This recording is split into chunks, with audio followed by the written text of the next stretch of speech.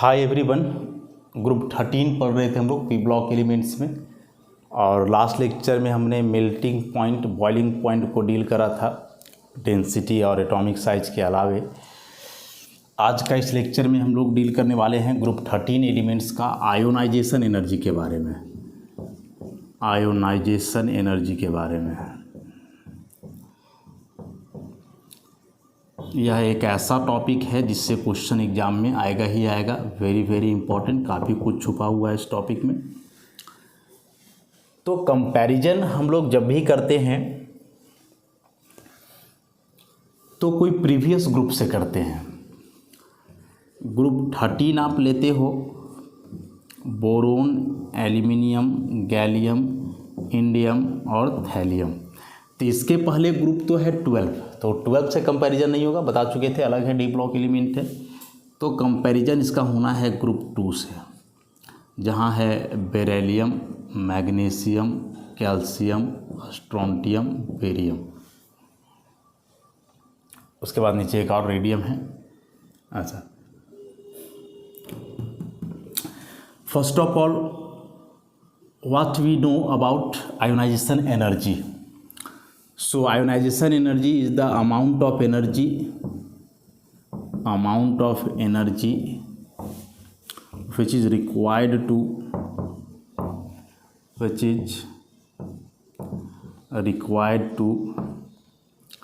remove the outermost electron। मतलब कि यदि एक मॉलिक्यूल है, मल्टी इलेक्ट्रॉन, मॉलिक्यूल बोलो, एटम बोलो, मल्टी इलेक्ट्रॉन एटम है जिसमें एक से ज़्यादा इलेक्ट्रॉन्स हैं, ऐसे कई इलेक्ट्रॉन्स हैं, बीच में न्यूक्लियस, ये सभी सेल्स हैं, जान ही रहे हो। इलेक्ट्रॉन्स इन सारे सेल्स में अपने नंबर के हिसाब से अरेंज होंगे, जो भी है नंबर उनका उस ग्रुप में, उसमें ऐसे। So this one is the outermost electron। outermost electron मतलब सबसे अंतिम सेल का इलेक्ट्रॉन। अब यदि यह इलेक्ट्रॉन अंतिम सेल का है तो इसका मतलब होता है कि यह जो इलेक्ट्रॉन है इस अंतिम सेल में, वह न्यूक्लियस से लार्जेस्ट डिस्टेंस पे है, लार्जेस्ट डिस्टेंस पे है। और लार्जेस्ट डिस्टेंस पे होने का मतलब हुआ कि डिस्टेंस जैसे जैसे बढ़ता है ना, तो एट्रैक्टिव फोर्स का मैग्नीट्यूड घटता है। तो लार्जेस्ट डिस्टेंस का मतलब हुआ कि वीकेस्ट एट्रैक्शन शो करेगा या न्यूक्लियस की तरफ, वीकेस्ट एट्रैक्शन शो करेगा किसकी तरफ, न्यूक्लियस की तरफ। तो ऐसे इलेक्ट्रॉन को हम लोग बोलते हैं लूजली बाउंड इलेक्ट्रॉन। अब चूंकि न्यूक्लियस की तरफ कम अट्रैक्ट हो रहा है, इसका मतलब लूजली बाउंड है, ढीला ढाला तरीके से वहाँ रहेगा। लूज का मतलब होता है ढीला, तो लूजली बाउंड मतलब कि बहुत ही टाइट से इधर नहीं जुड़ा हुआ है। ढीला ढाला मतलब हल्का फुल्का अट्रैक्शन शो कर रहा है। वही बात करोगे इसके अंदर वाले सेल की, तो यह इलेक्ट्रॉन न्यूक्लियस से नज़दीक है इसके तुलना में, तब तो ये ज़्यादा अट्रैक्ट होगा, ये और भी ज़्यादा होगा। और एकदम सबसे नज़दीक में जो है वो तो एकदम ही ज़्यादा से अट्रैक्शन शो करने वाला है, ऐसे। तो एक एटम में यदि पूछा जाए कि भाई एक एटम में उसका आउटर मोस्ट इलेक्ट्रॉन को ही पहले क्यों निकाला जाता है, इसी को क्यों, ये अंदर वाला को क्यों नहीं निकाला जाता है, तो इसका सिंपल सा जवाब है कि जो आउटर मोस्ट इलेक्ट्रॉन है वह न्यूक्लियस से लार्जेस्ट डिस्टेंस पे है, इसलिए उसका न्यूक्लियस की तरफ वीकेस्ट अट्रैक्शन होगा। मतलब ऐसे इलेक्ट्रॉन लूजली बाउंड होते हैं। अब लूजली बाउंड है तो इसके इस एट्रैक्टिव फोर्स को तोड़ करके इसको बाहर करना काफ़ी आसान हो जाएगा। अरे निकलेगा तो ये वाला भी इलेक्ट्रॉन, कहीं नहीं निकलेगा, लेकिन यदि इस इलेक्ट्रॉन को निकालने में हजारों जूल के आसपास एनर्जी लग रहा है तो इसको 100 के आसपास, 50 के आसपास देने से निकल जाएगा।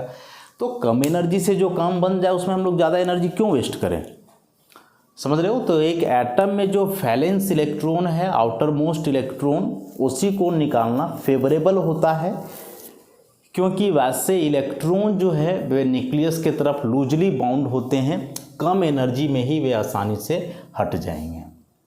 समझ गए बात। तो यह आयोनाइजेशन एनर्जी का डेफिनेशन अभी हम लोग केवल समझे कि है क्या। तो किसी भी एटम में आउटर मोस्ट इलेक्ट्रॉन को निकालने में जो एनर्जी लगेगा वही आयोनाइजेशन एनर्जी। इसमें थोड़ा सा आगे बढ़ करके हम लोग देखें कि आउटर मोस्ट इलेक्ट्रॉन इसलिए निकलता है पहले क्योंकि इसका अट्रैक्शन न्यूक्लियस की तरफ वीकेस्ट है, काफ़ी आसानी से उसका फोर्स ब्रेक करके उस इलेक्ट्रॉन को वहाँ से निकाला जा सकता है। अब आयोनाइजेशन एनर्जी कई चीज़ों पे डिपेंड करता है, हाँ कई चीज़ों पे डिपेंड करता है, जिसमें से सबसे कॉमन एटॉमिक साइज, उसके बाद इलेक्ट्रॉनिक कन्फिग्रेशन, एटॉमिक साइज में ही न्यूक्लियर चार्ज आ जाएगा, इफेक्टिव न्यूक्लियर चार्ज बोलें तो ज़्यादा सही हुआ, इलेक्ट्रॉनिक कन्फिग्रेशन, शील्डिंग इफेक्ट, ऐसे बहुत सारे चीज़ हैं जो डिटरमाइन करते हैं आयोनाइजेशन एनर्जी के फैक्टर को कि कैसे आयोनाइजेशन एनर्जी जो है वेरी करेगा। तो खैर इस साइज का वेरिएशन हम लोग बाद में देखेंगे। साइज का वेरिएशन जो है इस ग्रुप में वो बाद में देखेंगे। अभी इसको हम लोग कंपैरिजन करते हैं बगल वाले पीरियड से, ग्रुप 2 से। तो जैसा कि पीछे हम लोग पढ़े कि अलोंग द पीरियड जाने से साइज डिक्रीज करता है, घटता है।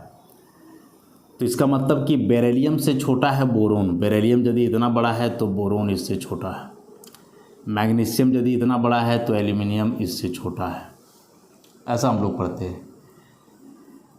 तो इसका मतलब हो गया, छोटा है कहने का मतलब कि बोरोन का अंतिम इलेक्ट्रॉन यदि यहाँ है तो बेरिलियम का अंतिम इलेक्ट्रॉन यहाँ है, एल्यूमिनियम का अंतिम इलेक्ट्रॉन यहाँ है तो मैग्नीशियम का यहाँ है, और सबका बीच में न्यूक्लियस है, ऐसे।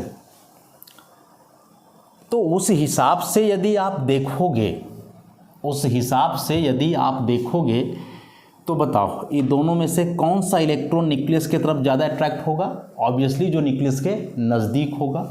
तो उस हिसाब से ये जो बोरोन है या नज़दीक है इसके, तो इसका अट्रैक्शन ज़्यादा होगा और इसका कम। अब इसका अट्रैक्शन न्यूक्लियस की तरफ ज़्यादा है तो इसको यहाँ से निकालने में हाई एनर्जी लगना होगा और इसका लो एनर्जी लगना होगा।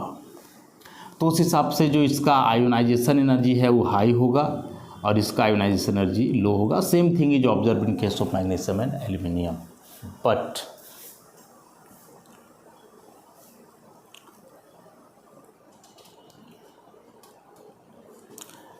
कहानी उल्टा है। जैसा हम लोग समझे उस हिसाब से बोरोन का ज़्यादा होना चाहिए बेरिलियम से, एल्यूमिनियम का ज़्यादा होना चाहिए मैग्नीशियम से, लेकिन कहानी पूरा का पूरा उल्टा है। बेरिलियम का आयोनाइजेशन एनर्जी ज़्यादा है बोरोन से, मैग्नीशियम का ज़्यादा है एल्यूमिनियम से। तो इसका मतलब हुआ कि साइज अब हम लोग का काम नहीं कर रहा है। साइज के आधार पे हम लोग एक्सप्लेनेशन नहीं दे पा रहे हैं इस आयोनाइजेशन एनर्जी का। तो साइज के आधार पे एक्सप्लेनेशन नहीं दे पा रहे हो तो अब हम लोग चलेंगे इलेक्ट्रॉनिक कन्फिग्रेशन पे। सब कुछ सारा कहानी वहीं छुपा हुआ है। इलेक्ट्रॉनिक कन्फिग्रेशन को देखेंगे।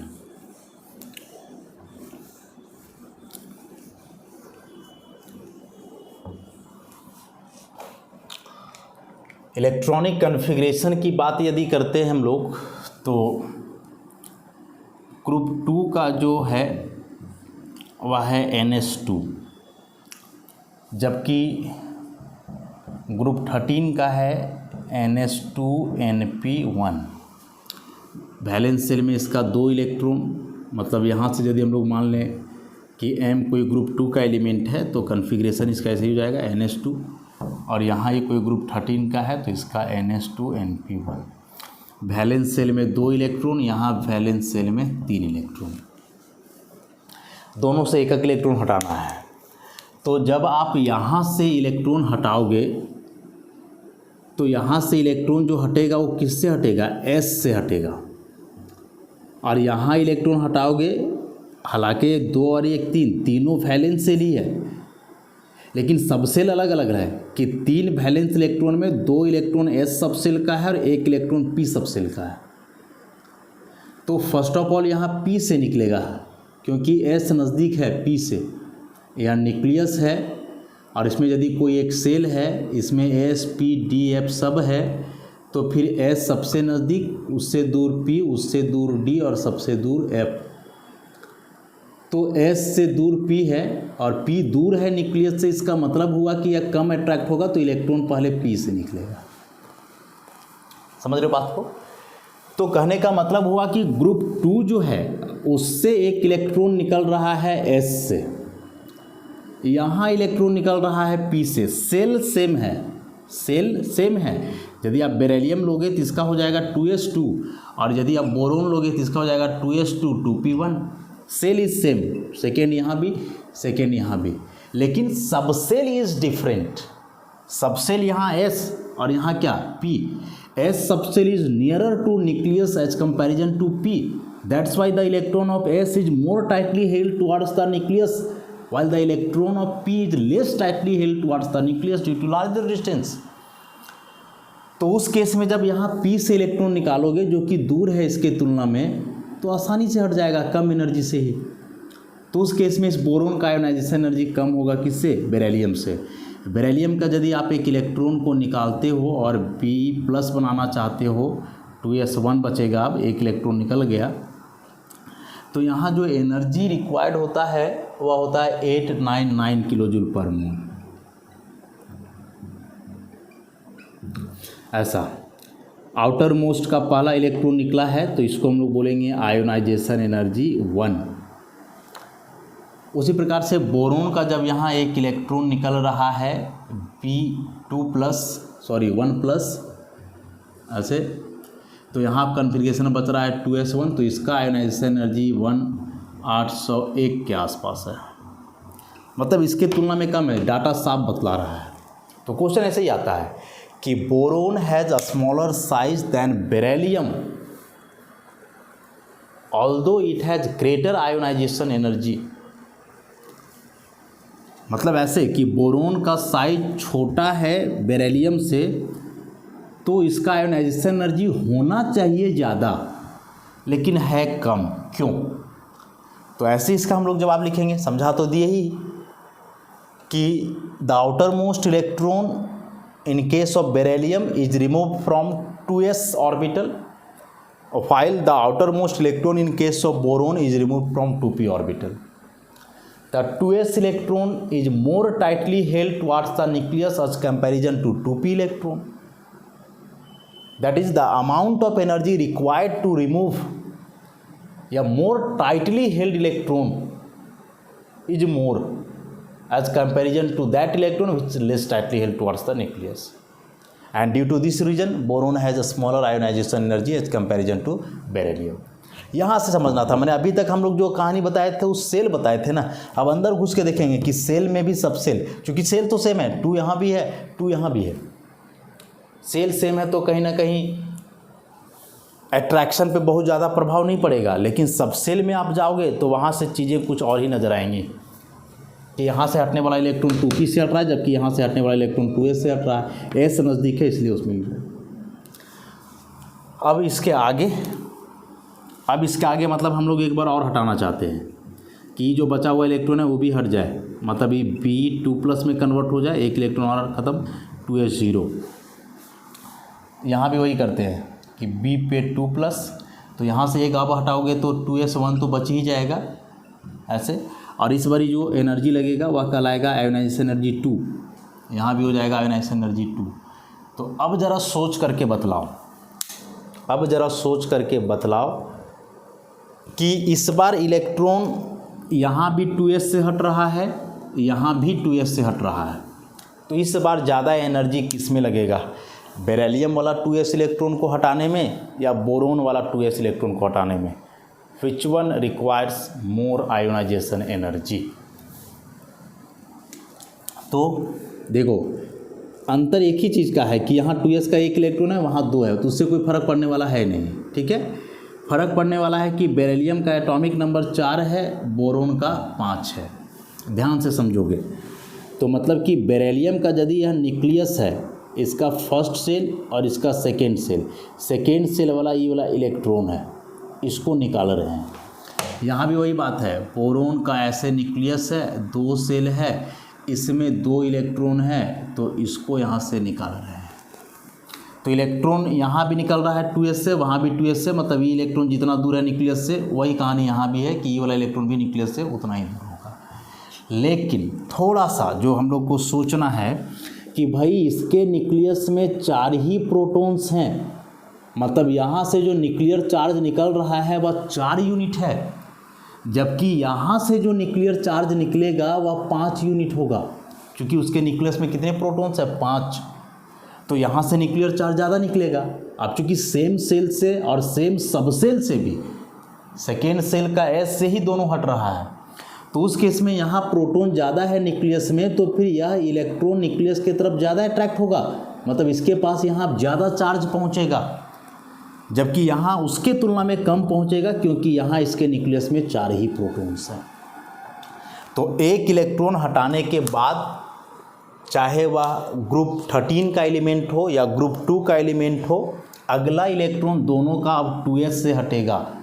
अब चूँकि ग्रुप 13 एलिमेंट के न्यूक्लियस में प्रोटॉनों की संख्या अधिक है, तो वहाँ इफेक्टिव न्यूक्लियर चार्ज ज़्यादा हो जाना है, और इफेक्टिव न्यूक्लियर चार्ज वहाँ अधिक हो जाएगा, तो फिर यहाँ से इलेक्ट्रॉन को निकालना मुश्किल है, क्योंकि यह न्यूक्लियस की तरफ ज़्यादा अट्रैक्शन शो करेगा। तो सेकेंड आयोनाइजेशन एनर्जी इसका ज़्यादा हो जाएगा इसके तुलना में।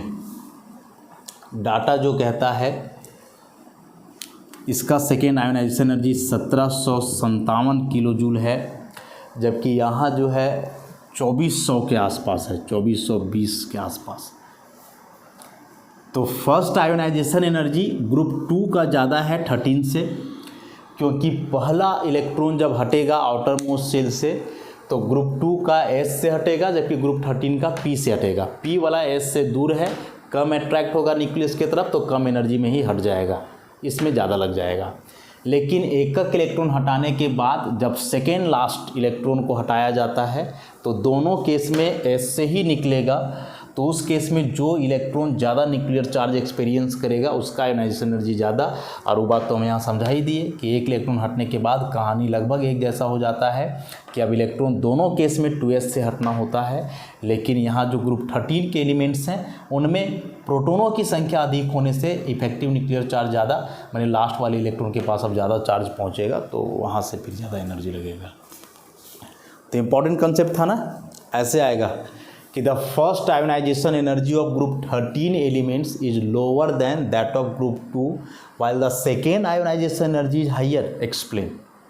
ऐसा क्वेश्चन आएगा कि ग्रुप 13 का ग्रुप 2 के तुलना में फर्स्ट आयोनाइजेशन एनर्जी कम होता है लेकिन सेकेंड ज़्यादा होता है, क्यों? ये ऑप्शन करके देगा ना, कुछ एलिमेंट दे देगा और बोलेगा सेकेंड आयोनाइजेशन एनर्जी देखो ऐसा करके।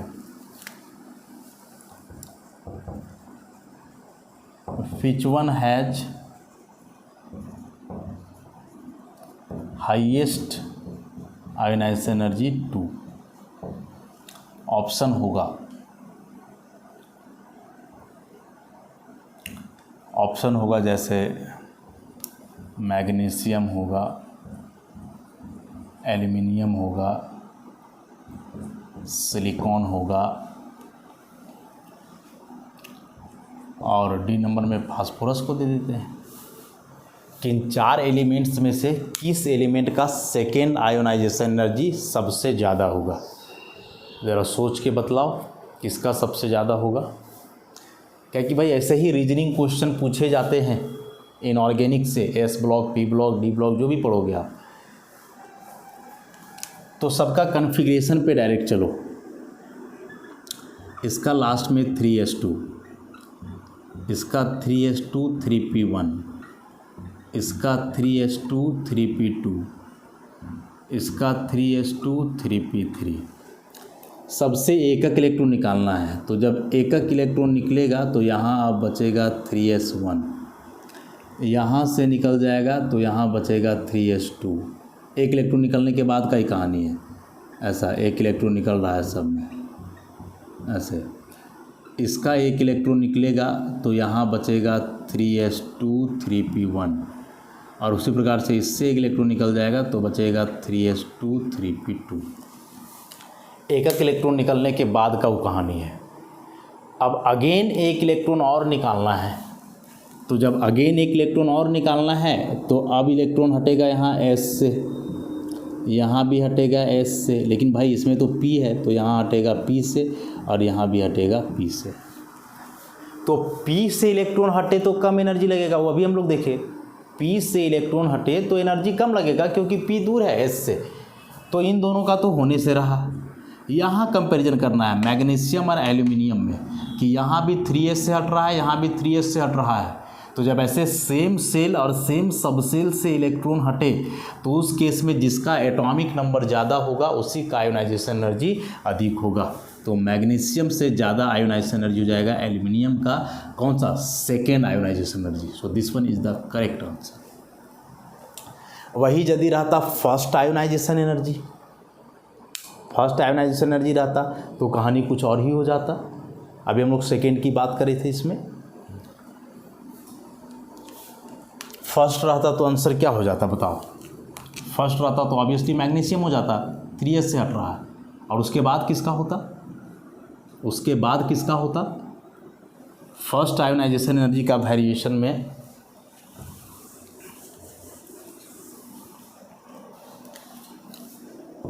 मैग्नीशियम का सबसे ज़्यादा, उससे थोड़ा कम होता फास्फोरस का, उसके बाद सिलिकॉन और फिर एल्यूमिनियम का सबसे कम होता। क्यों होता, क्योंकि इसका तो 3s से हट रहा है तो सबसे ज़्यादा होना है, बाकी सबका 3p से हटेगा। बाकी सबका कहाँ से हटेगा, 3p से।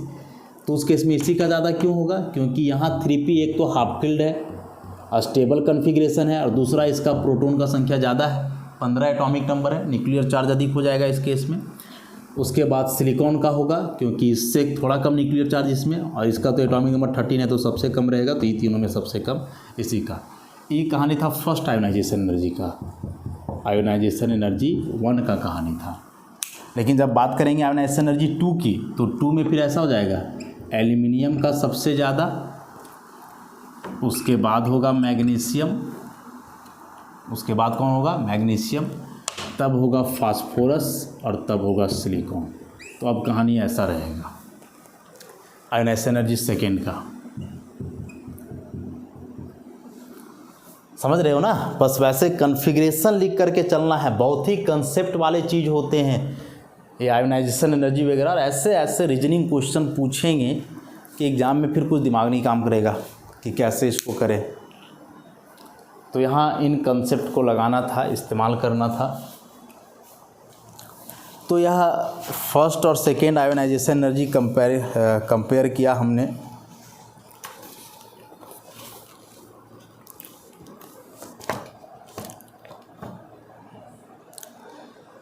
अब इस ग्रुप में हम लोग कंपेयर करें,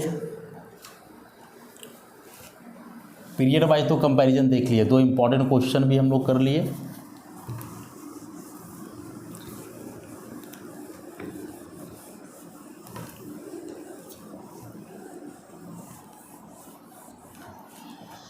ग्रुप वाइज का जो डाटा है,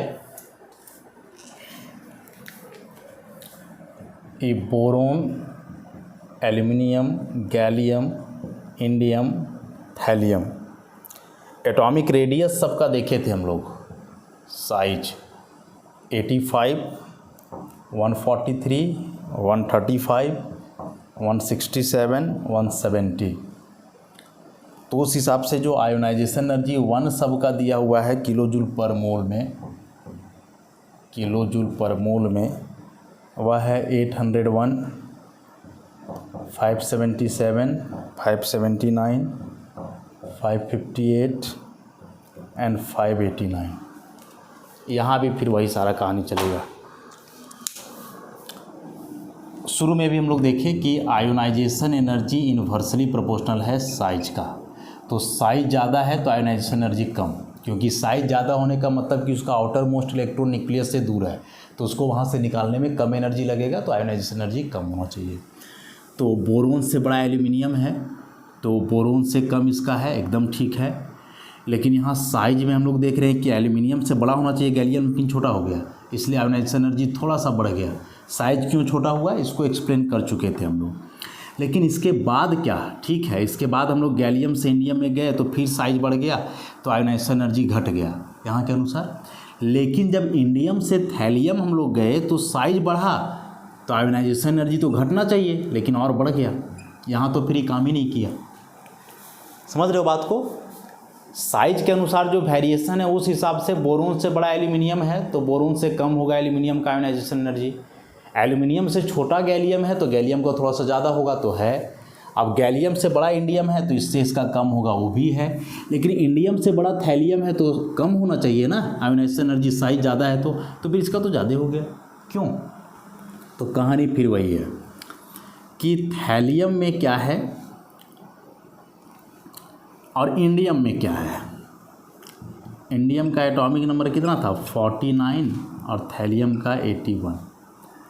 इसका अंतिम इलेक्ट्रॉन हटता है 5p से, जबकि इसका अंतिम इलेक्ट्रॉन हटता है 6p से। तो 5p से तो दूर ही होगा 6p। देख लो p तो सेम है, लेकिन ये वहाँ 5th सेल है और ये 6th सेल है। समझ रहे हो? तो दूर होगा तो कम लगना चाहिए। लेकिन 5p के पहले इसमें 4d वगैरह है, जबकि इसमें इसके पहले 4f 5d ऐसा है। अब अभी जो बताए थे हम शिल्डिंग इफेक्ट वाला बात, तो जब इसमें f आ गया है बीच में, मतलब ऐसे 4f 5d और तब 6s और 6p ऐसे। अब यहाँ बीच में न्यूक्लियस है, न्यूक्लियस के बाद यहाँ f है, d है, s है, तब p है। क्या बताए कि f और d का बहुत ही कम शिल्डिंग इफेक्ट होता है, वेरी पुअर शिल्डिंग इफेक्ट, बहुत कम शिल्डिंग इफेक्ट होता है। मतलब यहाँ से जो चार्ज निकलेगा ना, इस चार्ज को ये दोनों बहुत कम रोकेंगे, तो ज़्यादा से ज़्यादा चार्ज पहुँच जाएगा ये लास्ट में। और जब ज़्यादा चार्ज पहुँचेगा तो इसका इलेक्ट्रॉन इधर ज़्यादा अट्रैक्ट होगा, और इसका इलेक्ट्रॉन ज़्यादा अट्रैक्ट होगा तो यहाँ ज़्यादा से ज़्यादा एनर्जी लगेगा, मतलब आयोनाइजेशन एनर्जी अधिक। इसके अंदर में जो है F नहीं है, तो F नहीं है तो D है, तो D तो F के तुलना में ज़्यादा चार्ज को रोकता है। तो जब D यहाँ ज़्यादा चार्ज रोकेगा F के तुलना में, तो यहाँ रुकेगा ज़्यादा तो लास्ट में पहुँचेगा कम, और यहाँ कम पहुँचेगा तो इस इलेक्ट्रॉन को आसानी से हटा सकते हैं कम एनर्जी से। इसलिए इंडियम में एनर्जी कम लगा है, थैलियम में ज़्यादा लगा है। तो इसका क्या रीज़न दिए कि थैलियम में बीच में आ जा रहा है F, और F का जो शिल्डिंग इफेक्ट है वह बहुत कम होता है, और F का कम शिल्डिंग इफेक्ट होने के चलते न्यूक्लियर चार्ज को एक कम रोकेगा, तो आउटर मोस्ट के पास, जो आउटर मोस्ट सेल का इलेक्ट्रॉन है उसके पास ज़्यादा से ज़्यादा चार्ज जाएगा, और यहाँ ज़्यादा चार्ज जाने का मतलब हुआ कि ज़्यादा अट्रैक्ट होगा न्यूक्लियस की तरफ, तो एनर्जी ज़्यादा लगेगा। तो ऐसे जो एक्सेप्शनल बिहेवियर है ना, उनका एक्सप्लेनेशन ऐसे पूरा डीपली जाओगे अंदर तब समझ में आएगा कि भाई क्या कहानी है। ये नॉर्मल जो ये लिख करके रखे हैं इससे सब कुछ नहीं हो जाता है। देखो तो यहाँ साइज और आयोनाइजेशन के बीच इन्वर्स रिलेशन था, यहाँ सेम आ गया कि यहाँ से आने पर साइज बढ़ा तो आयोनाइजेशन एनर्जी भी बढ़ गया। तो रीजन इज दिस। और ये कॉमन है, जिस किसी में भी बीच में F आ जाए तो समझ जाना कि अब वो आयोनाइजेशन एनर्जी उल्टा पल्टा कुछ ना कुछ करेगा ही करेगा। इसलिए जब हम लोग आयोनाइजेशन एनर्जी पढ़ रहे थे 2nd या 3rd यूनिट में क्लासिफिकेशन ऑफ एलिमेंट वाले में, तो उसमें ये जो 4-5 पॉइंट थे ना, atomic size, effective nuclear charge, shielding effect, penetration effect, इन सारे पॉइंट्स को काफ़ी अच्छे से समझना पड़ता, तब जा कर के आप इस्तेमाल कर पाओगे उन कंसेप्ट को और फिर ऐसे जवाब दे पाओगे।